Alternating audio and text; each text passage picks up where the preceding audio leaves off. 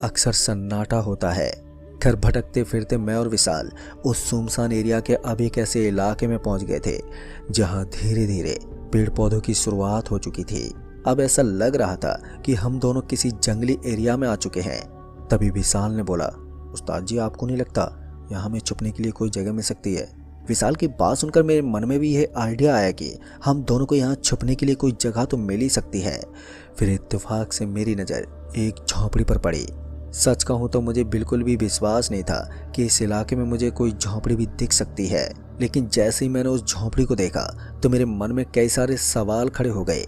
ऐसा भी तो हो सकता था कि उस झोंपड़ी के अंदर भी कोई ऊपरी शक्ति रहती हो, और ऐसा भी हो सकता था कि कोई वृद्ध आदमी इस जंगली एरिया की रक्षा करने के लिए यहाँ पर मौजूद हो।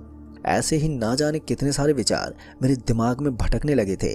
बाद में मैंने विशाल से इस बारे में बात की तो विशाल ने बोला, हम एक बार वहाँ चलकर देख सकते हैं कि आखिर मामला क्या है।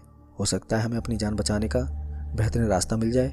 विशाल की बात सुनकर एक बार के लिए मेरा मन भी किया कि हमें वहाँ पर जाकर देखना चाहिए, लेकिन फिर से मुझे उस घर की याद आ गई जहाँ से हम बचकर निकले थे।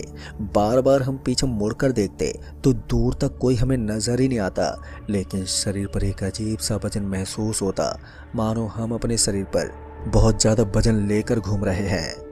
तभी विशाल ने बोला, भाई देखो, उस झोंपड़ी के आसपास अंधेरा पसरा हुआ है। अगर वहाँ कोई इंसान होता तो शायद रोशनी जरूर होती। लगता है उस झोंपड़ी में कोई इंसान नहीं है।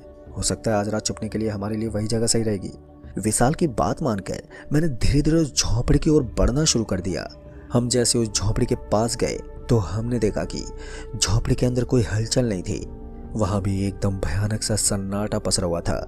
हम दोनों के पास अपने अपने मोबाइल थे, इसलिए हमने मोबाइल की टॉर्च ऑन की और उस झोंपड़ी की गहराई के अंदर जाकर देखने लगे कि आखिर मामला क्या है।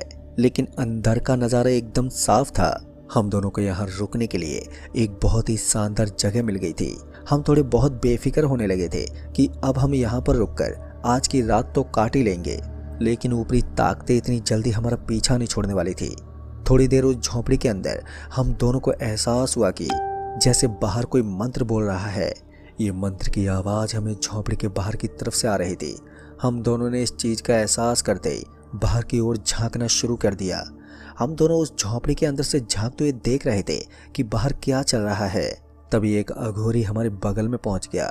हमें तो पता ही नहीं चला कि इतनी जल्दी वो हमारे पास कैसे आया और आखिर उसे कैसे मालूम पड़ा कि हम यहाँ पर मौजूद हैं, क्योंकि वहाँ काफ़ी अंधेरा था और उसके बीच में किसी भी व्यक्ति का पता लगना इतना आसान नहीं होता। तभी उस अघोरी ने बोला, कौन हो तुम दोनों और यहाँ पर क्या कर रहे हो?